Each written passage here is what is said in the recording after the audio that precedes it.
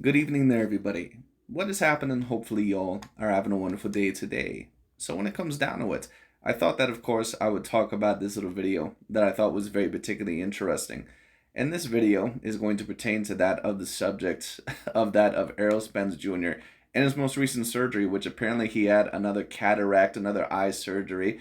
And of course, this is now bringing up the question about was Errol Spence Jr. 100% in that of the Terence Crawford fight? Of course, a certain amount of LDBC or Errol Spence Jr. fans, they claim that Errol Spence Jr. was not quite the same in that fight. They don't think that he was anywhere near the same man. And listen, what I'll state is this, because I've also had a certain amount of people state in my comment section that they thought that Terence Crawford beat a washed up version of Errol Spence Jr., or saying other stuff like they thought Errol Spence was a one dimensional fighter, that he really didn't beat anyone in the first place, and a hype job and all sort of stuff. Do I necessarily agree with any of those claims? No, not necessarily. Not in my view. I can understand maybe where certain people would be coming from, but I'm going to claim in this video why I personally disagree with all of those things. Because I've seen a certain amount of people overall state that point is that whenever it comes to analyzing or giving a true level debate, especially on my channel, I like to keep the same energy. I like to keep the same level of standards.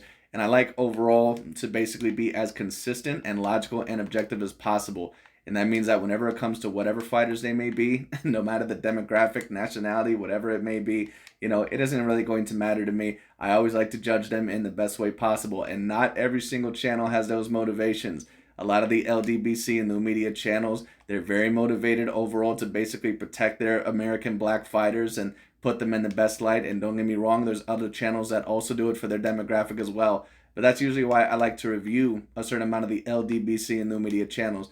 But as for this case, of course, once again, we're going to be talking about the Errol Spence Jr. situation. And was he 100% in the Terence Crawford fight? Was he damaged goods? Did he possibly have a cataract in his eye, which Errol Spence Jr. might be alleging, apparently, from what I'm hearing, and possibly making that excuse? But we're going to talk about all that within this video. I just thought that the subject was very particularly interesting.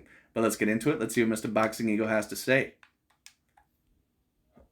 Started pouring out of nowhere.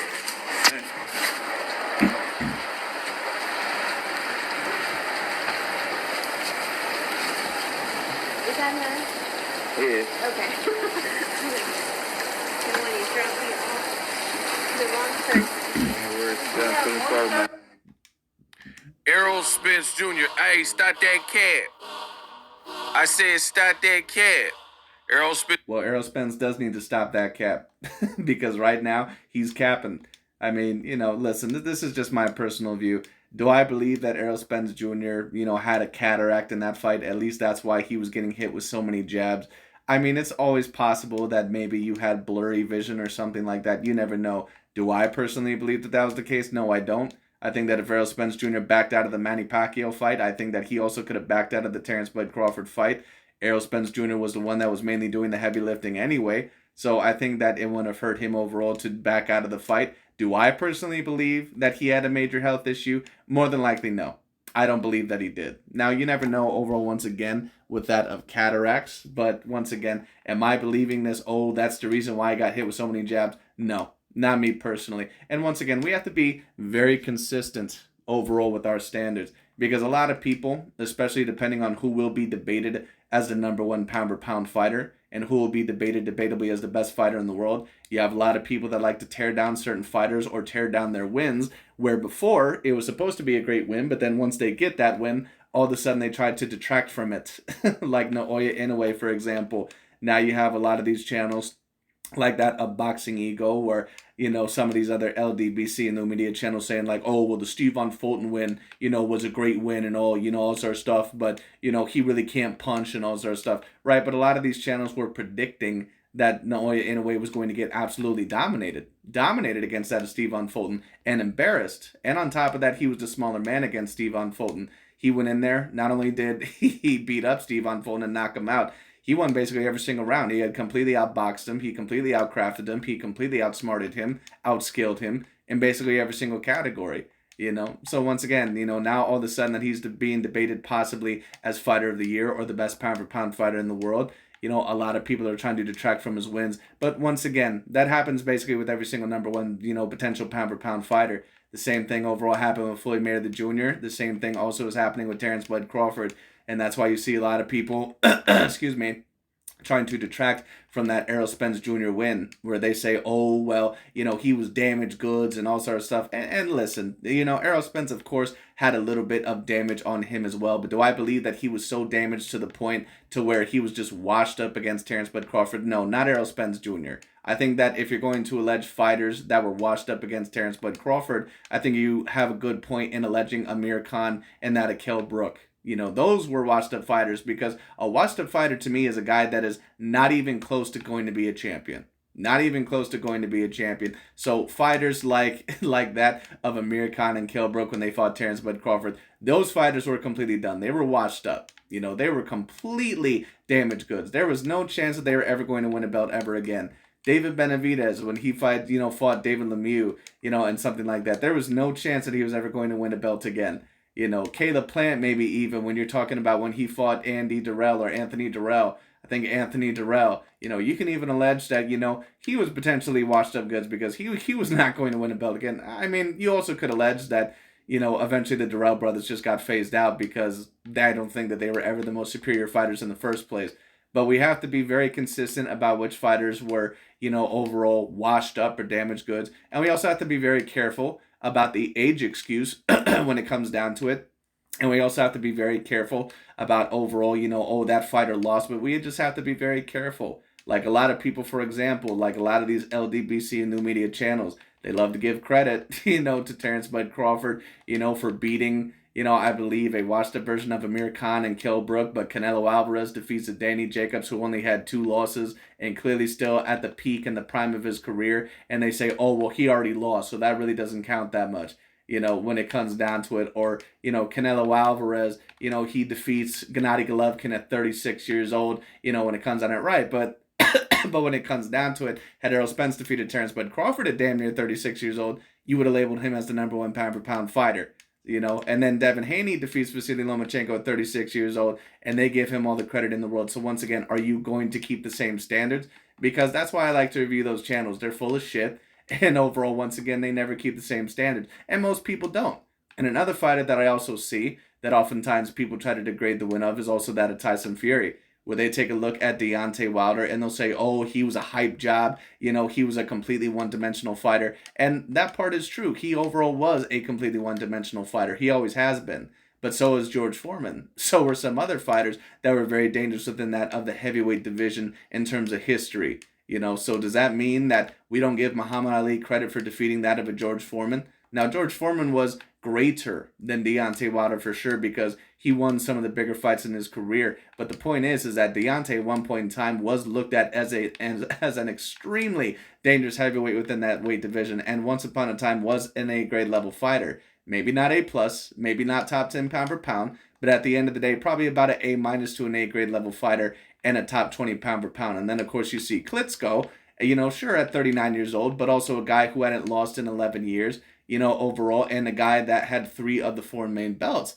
But then when it comes to other fighters, overall, people, of a similar standard, they might be willing to give them credit. So once again, we have to be very careful, and we have to really decide, was this person completely washed up? Was he completely done? Was he not the same fighter? Or does this person still deserve a certain amount of credit for this win?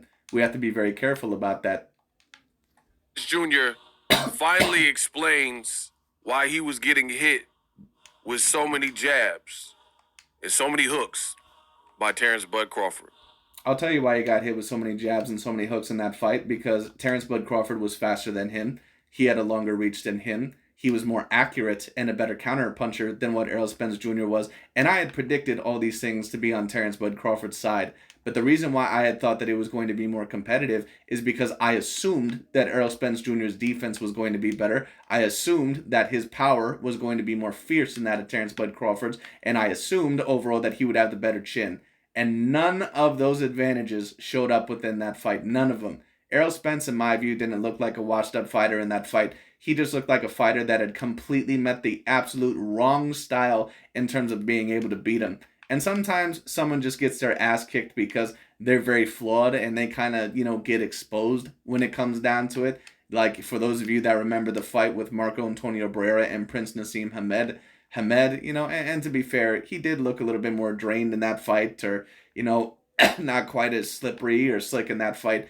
But also a big part of the reason why Nassim Hamed was not able to win in that fight is because he had finally met a boxer that actually knew how to box and fight back with them. Prince Nassim Hamed was a guy that was an extraordinary athlete and a great talent, but very poor defensively in a lot of his fights. Very poor defensively. Never would keep his hands up. Oftentimes chin wide open in the air. All the athletic talent in the world. All the athletic talent in the world. And he could box to a certain degree. Never a great defensive fighter. Never a great defensive fighter. When you take a look at Deontay Wilder versus Tyson Fury, that is the exposing of a one-dimensional fighter, although at one point in time very dangerous. When you take a look at Muhammad Ali versus George Foreman, that's an exposing of a one-dimensional fighter. Ali also had the perfect style to beat him. But there's some fights where a fighter might be a great fighter, and they might be a multi-dimensional fighter, or at least a very decent fighter, but they fight that fighter that just has the perfect type of style of beating them. Like, in a way, when he fought that Stephon Fulton. Fulton showed that he was a bit multi-dimensional in some of his past fights, but he had met a guy that was faster, stronger than him, overall, had just as good a foot movement as him, showed better movement and defense in that fight than what he had ever done previously, and Stephon Fulton wasn't able to compete with it. Well, Terence Bud Crawford already had the quicker feet, the quicker hands, the longer reach. When it came down to it, the better counter-punching ability, especially from the outside range. As soon as Terence Bud Crawford showed superior defense, more power potentially in that fight than Errol Spence Jr., or at least the fact that he could land on Errol Spence Jr. first, while Errol Spence was not truly elite defensively in that fight, at least to the point to where Terence was not able to hit him, that fight was over. That fight was over. After the second round, that fight was completely done. Errol Spence had no chance. What up, Fight World? It's your boy Ego and the Beckers and Bike. Listen, Errol Spence, he took to his social media, and in a now post and delete, he said, had to get cataract surgery. It's been past due. Ish was covering my eye. So he's basically saying that his vision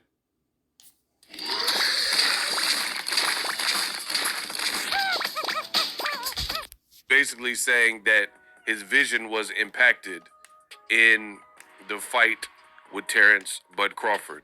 I'm sure his vision was impacted in that fight. I'm sure it was impacted because of that lead hand and that damn left right down the pipe and that right hook that was landing on that. I'm sure his vision was impacted. I'm sure overall that he had a damn migraine overall after round 3. Also on this now deleted post, he says, why you think I got hit with so many jabs and hooks? Still a great performance by bro. And we know... I think you got hit with so many jabs and so many hooks, Mr. Errol Spence Jr., because not only was your defense not up to point, but on top of that, one of the flaws that Errol Spence Jr. has had is that he's just never had superior head movement.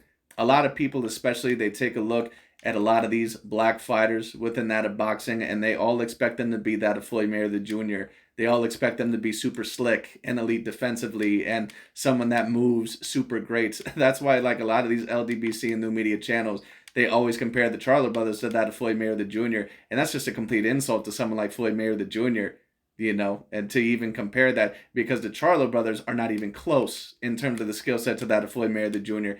Errol Spence is more skilled than that of the Charlo brothers, but he's not that type of fighter. Errol Spence Jr., excuse me, don't get me wrong, he can fight in a multitude of ways in my view, but at the end of the day, he just has never had great head movement. But the problem is that he's never really had someone in the past, although he has fought some decently great fighters, he's never fought someone in the past that's been able to take quite as advantage of it. Well, he got in the ring with someone that had faster feet, faster hands, a longer reach, apparently just as much power as him, if not even more, at least in that fight. Better counterpuncher from the outside. Errol Spence was going to have to break down Terence Bud Crawford in that fight. And once those lead hands started landing, once Terence also showed that he was not going to get hit in that fight and that he was able to also compete with Errol Spence blow for blow, I said that in my fight prediction. I said that if Terence is able to back Errol Spence Jr. up, this fight is over. This fight is over because Errol Spence Jr., excuse me, and you can be a multi-dimensional fighter, but there's just going to be certain things that you can't do against certain boxers. You can't you can't beat that of Terence Bud Crawford on the outside, at least if you're damn near the same size as him. You're gonna have to be bigger, you're gonna have to be possibly stronger, you're gonna have to have some sort of physical dimensions over him. Just like Conor McGregor said after he beat Eddie Alvarez, he said he's a good fighter, he's a warrior, but I have a longer reach, I'm taller than him, overall I have more power than him. He said you have to have some physical attributes over me or I'm gonna absolutely tear your head off. It's the same thing in this fight. The thing that made Errol Spence Jr. possibly able to win this fight, once again, was his possibly more elite defense, was possibly, overall his counterpunching ability as well,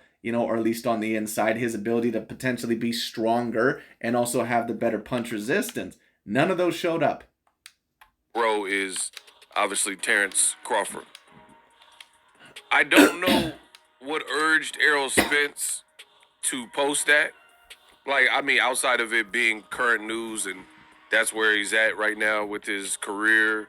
That's where he's at medically. I get that. But, at the end of the day, I don't know that it did him any favors because it doesn't change anything. Terence Crawford beat you. Right, but let me also state this, because Boxing Ego now has said this about a million times, where he'll say like, oh, well, the win, what I say doesn't really change anything, because when people try to make excuses, they try to change the result. Right, but oftentimes in sports, you're not really trying to change the result because you know that the result can't be changed, but you're trying to skew the result. And that's why oftentimes, with that of the Deontay Wilder thing, they'll say, oh, well, Deontay Wilder, he was cheated and Fury was using these, gloves and all sort of stuff. I mean, come on, because at the end of the day, Ego, would you keep the same standards, with some of the people that would, with the Mayweather and Pacquiao fight, where they said that Pacquiao's shoulder overall was possibly injured? Would you say that same thing, that it wasn't an excuse and that, people aren't trying to change the result, that they're only trying to, like, you would never say that, because at the end of the day, it is an excuse. And no, you're not trying to change the result in completion, but in a way you are, because you're trying to skew that result. And if you're able to skew that result, at least overall with your propaganda, what that means is that Terence Bud Crawford does not get full grade, a full A grade win in that category, or that he can never have beaten Errol Spence Jr. at 100%. Convincingly, dropped you 3 times. And at this point, there's a lot of different fan perspectives and even critic perspectives as to what went on. And at the end of the day, people are going to just look at it as excuses, right? Which is exactly what it is. Ain't no way overall that you had a major cataract in your eye. At least in my view, you had the biggest damn fight of your life and you went through on with that fight. Bullshit. You have Victor Conte, who put out his opinion, and he said that Errol Spence foolishly ran up a mountain days or a week before his fight with Terence Crawford. He says that's just basically a no-no. Now at Hardee's, 2 hand-breaded chicken tender wraps are only $5. Choose your favorite. Days or a week. And you guys remember what Boxing Ego said about Tyson Fury when he fought Francis Ngannou? And I had Fury winning by 1 point, but if you had Ngannou winning by 1 point also, I can't be mad at that, because Fury did almost lose that fight. That was a very close fight that could have potentially went either way. And a lot of people were saying that Fury did not take Ngannou quite as seriously, which I also said that as well, in my personal view. I thought that it was clear, overall from the first few rounds. And Boxing Ego said, oh, well, that doesn't change anything. That's Tyson Fury's fault. So let's stop trying to take away credit and all sort of stuff. Right, so so isn't it Errol Spence Jr.'s fault if he went in the fight with an injury or something else like that? But the standards are never the same. Before his fight with Terence Crawford, he says that's just basically a no-no. That's something you don't do. Reason being is... That's right, Victor Conte, the man that's supplying steroids to Terence Bud Crawford, Devin Haney, Demetrius Andrade, Caleb Plant, Shakur Stevenson, and more athletes around the world.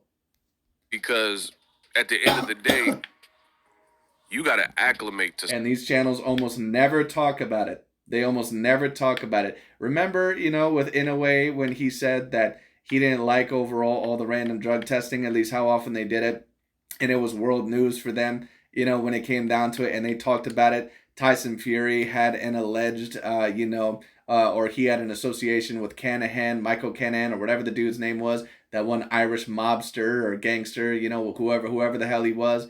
and that was world news for them. They were posting it all the time about how corrupt boxing was. Right, but Victor Conte, the former drug supplier to top athletes around the world with Shakur Stevenson, Devin Haney, Demetrius Andrade, Terence Bud Crawford, it's never mentioned. It's never mentioned on any of these channels. Something like that. Besides Boxing Ego, and I'll give him credit there, but let's also be real. A big part of the reason why it's mentioned there is because the main black fighters that he roots for, they're not with the snack program. You are from Texas. You did most of your camp in Texas. And you have this different type of heat, like let's say a dry heat or a humid heat in Texas, and then you come out to the Vegas desert and you got a very, very different heat, which is a humid heat, and it's just different weather type. And then on top of that, you add the elevation of running up a mountain, and if your lungs aren't prepared for that, if you've already been pushing yourself to fatigue, which is something that Virgil Hunter actually noted, then you're just crashing your body. So there's that. People like myself believe in that theory. Like, that's definitely plausible. And also, the question is overall is that did Errol Spence Jr. truly train himself to exhaustion? Who knows? Who knows? But the thing is, the bigger question also is, at least when it comes to Boxing Ego, is that if this were in a way that had lost, if this were Tyson Fury that had lost, or somebody else that, let's be real, isn't a black American fighter, would you have the same standards? Did Ego or any of these other guys have the same standards when Lomachenko allegedly had a hurt arm or a shoulder in the Teofimo Lopez fight and all this other stuff? Did he say the same thing when Manny Pacquiao apparently had a hurt shoulder in the Floyd Mayweather Jr. fight? None of these, all these guys say that it's just an excuse and they're trying to tear brothers down and that they're trying to tear down black fighters. And to a degree, I can agree with that. But then when it comes to their favorite fighters losing, like Deontay Wilder, oh, he was drugged. Tyson Fury removed padding from the gloves, and those are bullshit. Or Errol Spence Jr., he had a cataract. He wasn't the same. Like, come on. Errol had been at the weight for a while, but then now he's saying he couldn't see. So when you start tallying this stuff up, it is what it is. And, you got to just really take it on the chin at this point, because the way the fans will... Right. What does that really mean? What are you trying to say?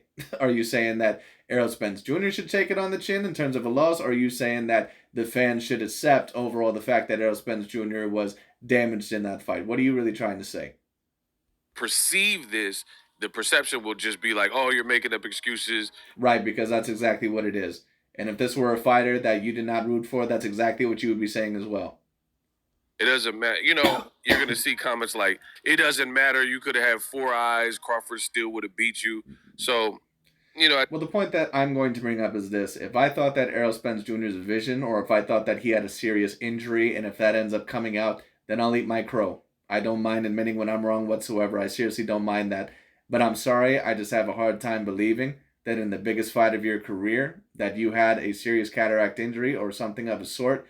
I mean, could have been overall slight to the point to where maybe it was bothering him for a little bit. Right, but that to me is not a big enough excuse to where you end up losing a fight that badly. Now, sometimes fighters, they'll lose a fight badly, and because something was slightly off, or athletes in general, someone who's super competitive, something might be slightly off, and they pretty much think that was the reason why I was a little bit off. And sometimes it might be able to throw you off a little bit. If you've ever been competitive, if you don't feel 100%, especially in a potential 50-50 battle, it can throw you off a little bit, especially when you're not comfortable. But I'm sorry, but you don't get your ass kicked that badly overall because, of a little slight blur in one of your eyes. I'm sorry. At this point, I just feel like it's probably better to, if you're taking the rematch, focus on the rematch. And, if you can right wrongs or you can have a better performance or win, then, just focus on that. Well, he's not going to win. I can assure you that. I would bet money on it, and I'm not a bettor whatsoever. I do not see how Errol Spence Jr. wins that fight. I just don't see it. Once again, I've never seen it in boxing where a fighter gets the complete shit kicked out of him in a fight. I don't even think I've ever seen it in the UFC where a fighter gets the absolute shit beat out of them, and they usually end up winning the rematch unless that fighter did not take that second fight or that third fight seriously. Wilder versus Fury, Spence versus Crawford, or something like that. Some other fighters that maybe some other fights that maybe I'm forgetting. I've never seen a fight in boxing where a fighter just got the absolute shit kicked out of them and they ended up winning the rematch. I've never seen it happen. But you're not going to be able to convince boxing fans at this space, at this particular juncture. And then and I get it, Errol Spence didn't mention all these other nefarious things that are coming out, like, oh, Victor Conte and Virgil Hunter, they're the ones that said the stuff about Mount Charleston, right? And the lungs and altitude sickness. Fair play to Errol Spence. He didn't say that. So you can't really hold that against him. But I'm just saying, boxing fans can be obtuse. So they don't care about all that. All they know. Right. Well, here's the question, Mr. Eagle, once again. Why is Errol Spence Jr. not getting the same treatment from you overall that Vasily Lomachenko or Fury or Canelo or some of those other guys were? How come he's not getting the same treatment where you say that it's just excuses? And this is why I keep saying that a lot of these channels, they have a clear racial bias and they have a clear racial agenda.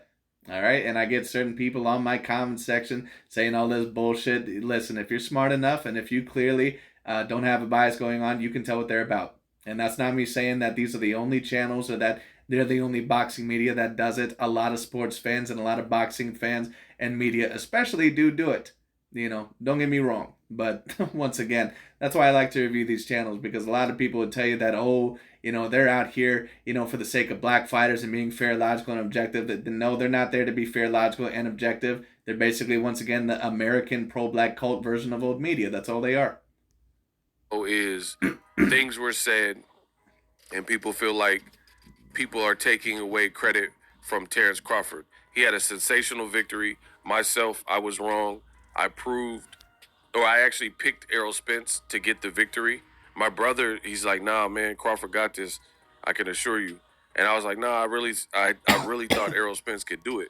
As far as I predicted Errol Spence Jr. to win as well. Not because I did not think Terence Bud Crawford was the better boxer than that of Errol Spence Jr., but I just thought that the power, I thought that the chin, and I thought that potentially the defense was going to be a little bit too much. And on top of that, I had just watched too many fights with Terence Bud Crawford where I had just seen him hit way too much on the inside, especially whether it was against Avanesian or Sean Porter or Yuriorkis Gamboa. Of course, that was, many years ago, probably like 10 years ago now, against Yuriorkis Gamboa. But I had just seen way too many fights where he would just get hit a little bit too much. And I did not think that he had the chin or the body to withstand that of Errol Spence Jr., And Errol Spence Jr. still showed a very good chin in that fight. It's just that Crawford's power and the amount of times that he was able to hit him, it doesn't matter. You could have whatever chin you want to, unless it's like a Canelo or Gennady Golovkin type of chin. But even then, if you get beat up that bad, especially a person that has that accuracy, that counterpunching ability, and foot and hand speed and movement, and on top of that, that level of power and counterpunching and accuracy, you're not going to last. His eye. I mean, to be honest, it looked like something was up with Errol Spence. I mean, it doesn't take a rocket scientist to understand that. But maybe Crawford just has his number, I think that you can allege that Errol Spence maybe was a bit rusty. I think maybe that you can say that maybe he was a little bit rusty and, that he was off for a little bit of time. I think that you can allege that. But am I going into this saying that, he had a major injury or all sort of stuff? Personally, I'm not buying that. Now, could I maybe see, him overtraining or the heat affecting him or him not training as properly as what he probably could have, and Crawford just being overly prepared and, I won't say taking it much more serious, but taking it a bit more serious and, preparing in a better way. I could maybe see something like that. But I'm not going to go as far to say that Errol Spence Jr. was washed up or that he was damaged goods or that he was nowhere near to the same old fighter. I'm not going to say that because I've seen a lot of the same faults that I had always seen from Errol Spence Jr. Not as great a counterpunching ability, nowhere near as Terence Bud Crawford. Not great head movement. He's never had great head movement when it comes down to it. And on top of that, he's just not the fastest fighter. You don't always have to be the fastest fighter, overall to be an elite level fighter. But Errol is usually able to beat guys with his boxing ability or pressuring them on the inside. The thing is about Errol is that usually he was against a fighter to where he could pretty much beat them in every category, whether they were faster than him or not. He was able to beat them on the outside or the inside. Danny Garcia, Kell Brook at times, Sean Porter, other fighters like that, Mikey Garcia. Terence Bud Crawford was a fighter that especially could beat him on the outside. And I said that if Crawford can show that he can go blow for blow with Spence and beat him on the inside, this fight is over because he will not beat him within that of the outside range. That's also a possibility as well. But he was very susceptible, and I think he even got dropped by a jab. You know what I mean? And he just seemed a lot. Well, not really a jab overall to where it would have been a weak jab. He was dropped by that of the swivel jab or that of the pivot jab, where basically it almost turns into that of a cross. Terence Bud Crawford threw his left hand over, and then, of course, he shifted that of his shoulder and his waist into that of his right hand to turn it kind of into more of a cross. More vulnerable. And because Errol Spence Jr. lunged at Terence Bud Crawford in a very bad way, he was knocked down. And susceptible. So when you see something like that, your brain can only explain it based on what you think to be the case. Especially since Errol Spence hadn't really said much. So all that I know, I can't really speak for everyone, but all that I know is Errol Spence, he just looked completely different than he has in other fights. It looked like Well, he looked completely different, but the question is that did he look completely different because something was up with him and that he wasn't quite the same fighter, or at least was he half the fighter that he once was, or was he not the same overall because he wasn't in the ring with the same level of fighter? Many people also said the same thing on these channels with Deontay Wilder, saying that, he didn't look anywhere near the same. He just looked different. It wasn't a good night for him. No, he looked exactly the same. It's just that he didn't look the way that you wanted him to because he got beat by that of Tyson Fury. You got the shit kicked out of him. It is what it is. But once again, if you truly know what you're watching, you can tell, at least with certain fighters, when they just lose because, unfortunately, that guy just has their number. Or they're a little bit too one-dimensional or flawed, and they finally get exposed in that way. And Errol Spence Jr., I don't think that he's a one-dimensional fighter. I think that he can fight in a multitude of ways. Of course, he does prefer to break down his opponents and kind of get on the inside and rip them with hooks and uppercuts to the body. And, overall, he does mainly like to do that. But he also can box a little bit on the outside. He has a very good amateur pedigree, I believe, and he can box you on the outside. He certainly can. He's proved that in certain fights that he can kind of fight all around. But Crawford can just do it better. Off night, and now he's saying he had a cataract that was covering his eye. I really don't even, like I said, I don't even doubt these things because he was in a heinous accident where he got ejected from a car and hit asphalt. I think that has a lot to do with vision problems and him later having a detached retina, and now he's saying he has cataracts because there's no age that you can get cataracts. Young people can get cataracts, but if you look at the average age of someone with cataracts, it's probably people in their 60s, like 60, 65. I would somewhat understand this more also if Errol Spence Jr. didn't have a surgery on his eye previously. And I'm not saying, once again, that the surgery is fake or that he didn't get something on his eye. That's not what I'm saying. But do I believe that the cataract was to the degree overall, once again, to where that's the reason why he got hit so much? No, personally, that's not what I see. I'm not saying maybe that it's not a problem or that maybe overall he didn't need to get it fixed, but it's almost like that, of a hernia, if you know what that is. A hernia sometimes, at certain times, the doctor might tell you, well, this might be a little bit of a problem later on down the line. And it might bug you here and there, but it's not anything major. If there was anything there, I'm guessing that that's pretty much what it was. A little nag, or something to where eventually he would have to get it fixed, but nothing major. And I'm sorry, you didn't get your ass kicked that bad just because of that little minor injury. Now, Errol Spence Jr., when it comes down to it, he'll probably think that in his mind because as competitors, especially when you're in a fight like that, you believe that you have to be 100% to flow naturally. And any little thing can throw you off. So I understand. And once again, a lot of these fighters, they have to make excuses overall and kind of tell themselves that this is the reason why they lost and all this sort of stuff, even to the point of delusion, like that of Deontay Wilder, or major delusion, or stupidity sometimes. Like Foreman, when he lost to Ali, he claimed that he was drugged. He claimed that the ropes were too loose and all sort of stuff. It takes a long time for those fighters to look themselves in the mirror and finally appreciate themselves as people and realize that sometimes they didn't come always in first place. Things like that. So he is pretty young to have cataracts. I truly think that that accident, took his toll on his body, and that's why he later developed some of these other problems. I would agree with that point had Errol Spence Jr. not whooped Yordenis Ugas's ass as badly as what he did and then showed up later against Terence Bud Crawford. Had he had a very tough 8 rounds to 4 fight against that of Yordenis Ugas, and I get it, I would have maybe gotten that narrative before the Yordenis Ugas fight.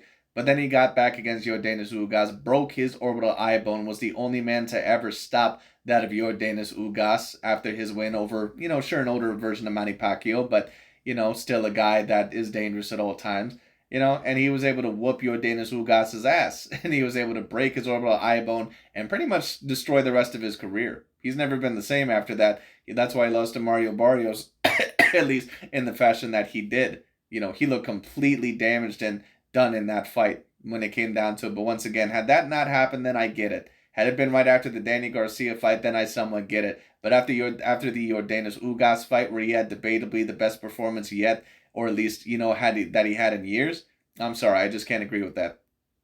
Problems like the detached retina and things like that. However, I will say this is at the end of the day, you were cleared to fight through the commission. You took the fight, and I'm going to speak on this because I want to really put a note out for fighters in 2024. But before I finish this video, a word from our sponsors.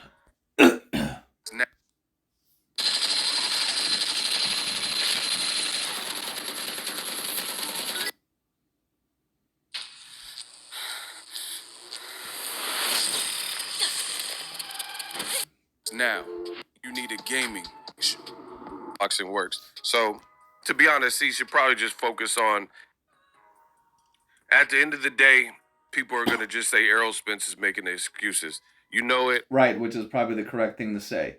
Vasily Lomachenko, he came out overall with the excuse, or at least the claim, that he had a torn shoulder against that of Teofimo Lopez. And who knows?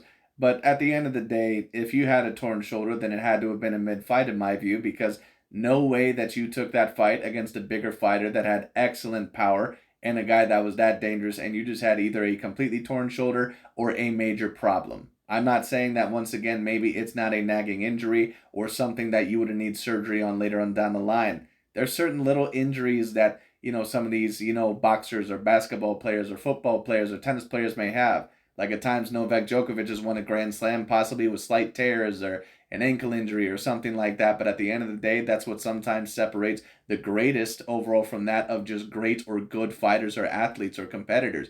It just is what it is, because they have the level of intelligence and the wherewithal and the mental fortitude to beat the best and to be the best. I know it. But like I said, how come Vasily Lomachenko from these channels, how come no one said that Vasily Lomachenko, well, you know what, he did tear, his shoulder against that of Jorge Linares, and he clearly was having a problem with it against that of Jose Pedraza, so let's give Vasily Lomachenko the benefit of the doubt. You're never going to hear that on these channels. That's how boxing works. So, to be honest, he should probably just focus on if he's doing the rematch. As far as the recovery, I looked up the time, like the average time. Obviously, people have individual needs and case-by-case basis, but the surgery in and of itself, if everything goes smoothly, it doesn't look like a long recovery time, so it shouldn't too much stall out the fight. Errol Spence, Personally, once again, for those of you that have heard my opinions on this fight, I'm not really interested in this rematch whatsoever. I think that is basically just going to be another ass kicking. I think that basically it's fruitless. I understand that they have a rematch clause, but this is not really a fight that interests me whatsoever.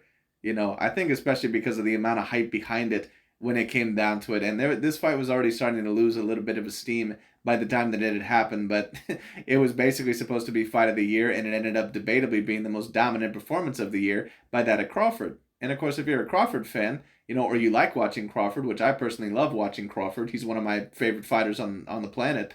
But at the end of the day, it's like, that fight was supposed to be better than that. I just see no need for a rematch whatsoever. And that's also the same reason why I didn't see a need for the Wilder versus Tyson Fury trilogy. I understand overall that there's a rematch clause, so Errol Spence has the right to that. But at the end of the day, I just don't see it happening any differently. That is concerning is all these injuries and activity. You know what I mean? Because Crawford, with all this stuff coming up, Crawford, he's definitely going to be the favorite. Like, even before Well, of course. How can you overall kick someone's ass that badly and not be the favorite in the rematch? Of course he's going to be the favorite. this, he would have been the favorite. But now you add Errol Spence is posting this and stuff like that. Crawford, he's going to be a big favorite. He's going to be a big favorite because you have to understand at the end of the day, Crawford is injury free to our knowledge. I'm not saying he's never had any injuries or he doesn't have little nagging things. Well, a lot of these athletes and a lot of these boxers, once again, they always have little nagging injuries. And that's what I'm saying. Once again, I'm not going to doubt that Errol Spence had a little nagging injury or that he had a problem or eventually he was going to have to get it fixed once again. But did he really have this major injury or to where it blinded him or it was that blurry to where he was getting hit with that many jabs? I'm sorry. I just don't believe that. Or, pain and aches and ligament damage, things like that. All fighters. Even against Manny Pacquiao where the cataract eye was a problem. Not to be fair, that could have been very close to detached. That could have been a more serious issue. I'm not sure. But at the end of the day, you pulled out of the Manny Pacquiao fight to take care of it then. You're in the biggest fight of your career against Terence Bud Crawford, and you're telling me that it was major to the point to where you could barely see or, he couldn't see jabs incoming. I'm sorry. I'm not buying it. Typically have something. But the point I'm making is at the end of the day, it seems to be recurring and a bit excessive with Errol Spence. So if you got a guy who's constantly, having these ailments and surgeries on his eye and stuff like that versus a guy who's a beast as a fighter in Terence Crawford and doesn't have those things, then it's going to be hard to not have him as the favorite, right? So, in my view, Errol Spence Jr. might have to seriously consider retirement, and he might have to seriously consider if going up against Terence Bud Crawford in a rematch is possibly worth, if this truly is that bad of an issue, if it's really worth possibly losing an eye. Because he is going to get his ass whooped just as bad, if not worse, in that fight. Or at least overall very similar. I'm sorry, I just don't see how Errol Spence Jr., I just don't see how he does much better in the rematch. I feel like Errol even putting that out. And even if Errol Spence Jr. wasn't quite the same man in the first fight, there's been certain situations where you may not be, or a certain athlete may not be quite the same in that first battle. But because they either underestimated them or because they were not quite the same and they thought that they could take them, once they get their ass kicked, they're never the same mentally. And they know now, at least they feel in their mind that guy has their number. And they feel all the pressure because then for the first time in a very long time, they have to finally win and their back is super up against the wall. At least like it hasn't been in a very, very long time. Like Silva against that of Chris Weidman. Now, of course, his leg broke in that rematch, when it came down to it. But, Silva, there's a potentiality that he would have lost, because of the pressure that was on him, and a certain amount of other rematches. Renan Barao versus TJ Dillashaw, Wilder versus that of Tyson Fury, and a certain amount of others. Really, it kind of puts more pressure on him. And I'm not saying that Wilder was not quite the same, but I think that Wilder, I think overall that he was the same fighter, but I think that once he got his ass kicked against Tyson Fury, I think overall that I think Tyson Fury pretty much lived in his head rent-free. Because if you're saying, hey, I caught so many jabs and I basically couldn't see, what happens if the second fight looks like the first fight or worse? You know what I mean? Then that's really going to hurt you because you'll be fresh out of, you got the cataract surgery and it's going to be very interesting to see where Errol Spence Jr.'s career goes from here, and that's why I've been saying that, because I just don't really know what he's going to do. I mean, if you rematch Terence Bud Crawford and Crawford pretty much whoops your ass even worse this time and knocks you out again, which is pretty much what I would predict, like, where do you go from there? And even if you don't rematch Terence Bud Crawford, it's like, who are you really going to fight? I mean, you might have Keith Thurman, that might be a potential fight. Jerome Boots Ennis, I wouldn't take that fight if I was Errol Spence Jr.'s team. Maybe he could go up to 154, fight Brian Castano, fight that of Tim Tszyu, fight that of, Jamel Charlo. In my view, that's what I would do if I was Errol Spence Jr.'s team.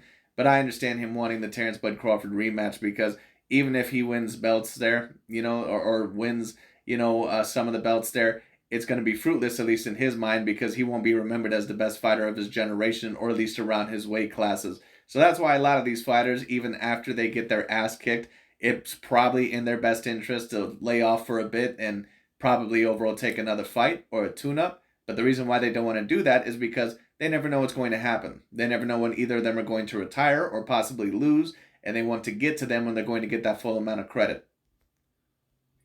I don't know. I just seen in the past fighters sometimes are defiant by nature, and that's what gets them that far. So sometimes fighters, when they take a loss, they got to reason with it, and they got to find a way to explain what went on. And we're gonna see if they do the rematch. We're gonna see if Crawford just has his number, or if Errol Spence could at least perform better. And then, really, at this point, it's not even just about performing better. It's like, can you achieve a victory over this man? The answer is no. The answer is no. Unless Terence Bud Crawford gets completely careless or hit with the right punch, he's not winning that fight. Terence Crawford. So there are a lot of different kind of excuses as to why Errol Spence performed how he did. I really, Kind of excuses? when it comes to the cataract, I don't doubt that. I mean, he's not putting a patch on his eye and all this other stuff. I don't think that's fake. I don't think he's faking it. But I do think that accident has taken its toll on his body. So I told you I was going to finish with this. This is my message for fighters in 2024. If nothing else, just mark these words down. These fighters need to know their positioning a lot better and make decisions that are beneficial to them.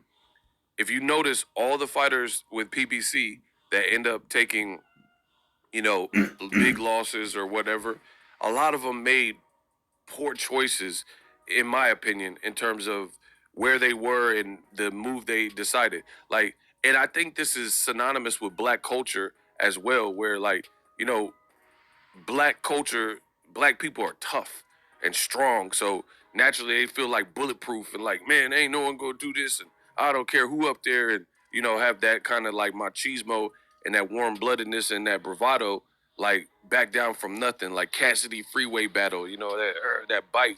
But Unfortunately, when it comes to that of American minority culture, especially because of the liberal movement and a lot of other that stuff, you also get a lot of excuses. And that's why some of these guys like Deontay Wilder and some of these other guys who are very highly liberalized and get overall within, these these civil rights groups and all this sort of stuff, which a lot of the times really aren't for overall to the positives of the minority groups anyways. They get you so damn emotional, and that's why they get you to make excuses and put the blame on everybody else.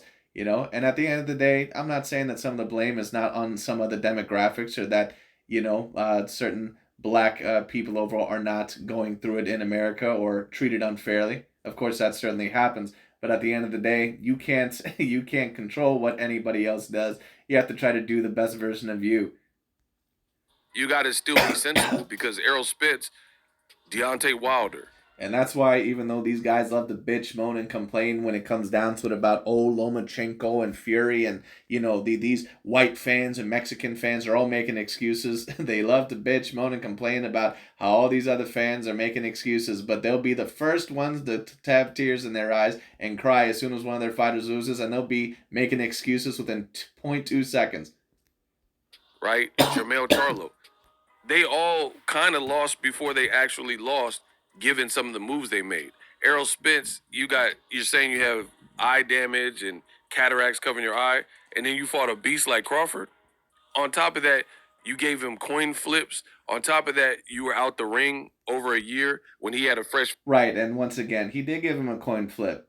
He gave him all this stuff. So this bullshit about like, oh, I had this major cataracts, like, come on, just stop. Now, once again, do I believe that there was maybe something to where a doctor said, listen, eventually you're going to have to get this taken care of because later on it could become a bigger problem? Yeah, I believe there was probably something like that. But do I believe that it was just this major blur, or that he was blind in one eye? Like, come on, no. Fight in December versus David Avocado, right? Same thing with Wilder. You had one round from the Tyson Fury loss, and Joseph Parker had been fighting 3-4 times and even fought in Saudi Arabia 50 days before he fought and beat you. You see what I'm saying? So it's like these decisions got to be smart. Jermell Charlo, he moving up 2 divisions. He moving up 2 divisions, 14 pounds to So he can get that payday. That's why. fight a great fighter like Canelo off of an injury and off of a long layoff. I mean, Keep in mind that Canelo Alvarez also had surgery on his hand not too long ago. And where were these excuses for Canelo Alvarez? You know, when he said that he had a hurt hand, what was Ego saying? That Canelo was making excuses, right? But Errol Spence doesn't get that same treatment. Very interesting. fighters got to move smarter. I understand you feel you could beat anyone, but if you want to give yourself the best fighting chance against great fighters, Canelo's, I would say this. I think that Spence and Jermell Charlo and Wilder, I think that you can argue that they all could have been smarter.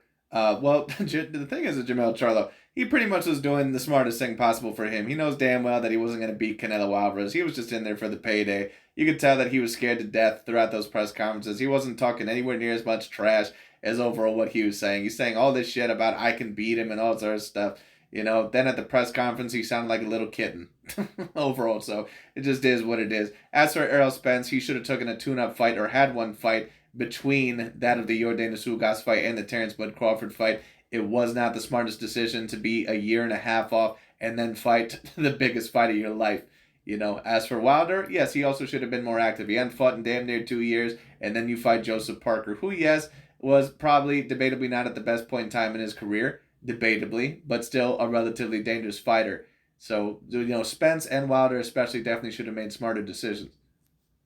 former champion Joseph Parker and guys like Terence Crawford, especially Terence Crawford, a guy like that, I feel like give yourself a fighting chance by actually fighting to make the fight make sense.